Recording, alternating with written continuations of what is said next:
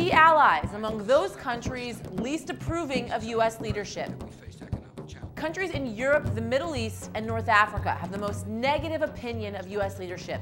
Someone who spent the last year chronicling the views of America around the world is Amar Bakshi, a blogger and journalist who launched a video blog hosted by the Washington Post titled "How the World Sees America." He traveled to 12 different nations to try to put a face to the growing voices of anti-American sentiment globally. He began his trip in the UK, where Gallup finds that only 20% approve of U.S. leadership. The thing is, there are different types of anti-Americanisms, and there's a great book by Robert Cohen out by that title, and he classes, sort of liberal anti-Americanism as complaints against U.S. hypocrisy. We agree with your ideals, but you don't exercise them. There's social anti-Americanism, which basically says, you guys don't take care of your poor. There's radical anti-Americanism, which is sort of, you are completely opposed to our values, Islam versus the West. And then there's sovereign national anti-Americanism, which is, our nation state needs to be secure. The only way to do that is to prevent you from entering. So in England, you get this liberal strain.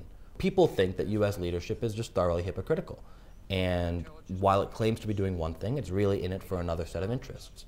And I think for some of them, if the U.S. admitted alternate interests rather than try to couch them in flowery language, it would actually improve the way people see the United States. We also sort of did regional breakdowns. The median in Europe was only 22%, just above the Middle East and North Africa, which is at 17%. So in actuality, Europe was second to the Middle East and North Africa in having low approval ratings of U.S. leadership. It's important to keep in mind that there'll be different strands of opposition. I mean, what worries people in the Middle East is not that they disagree with our foreign policies. That is worrisome, but even more worrisome is that they disagree wholesale with the values and the ideas of the United States. Whatever that means, not that they disagree with democracy, but that they view the United States as a force that's out to get them. Now, what did you find in Turkey? Because Turkey's sort of in this precarious position, because Turkey's sort of seen as the bridge between the West and Islam, or the West and the Middle East.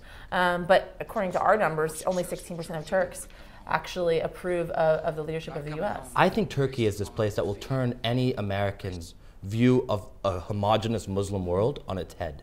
Because you have secular Turkish elite who've been in power for decades, who say the U.S. is trying to Islamize our country as part of their greater Middle East project. And they cite our support for the ruling AKP party.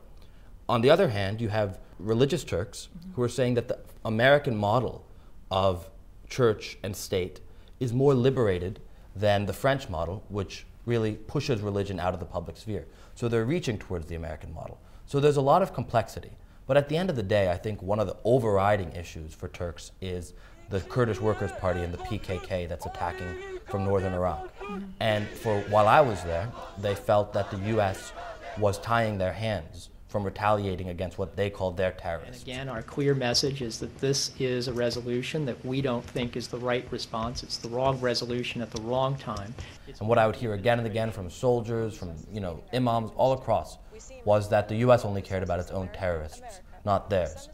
In returning from your trip, what was the overall global trend that you saw? I think that poll numbers do a good job at getting at the trends. But I think what gets missed is that there are narratives in every single country that are very distinct, that incorporate global events into the narratives. So in Turkey, you have the Iraq War, and it gets compacted into this very long narrative about U.S. interventions in the region over 50 years.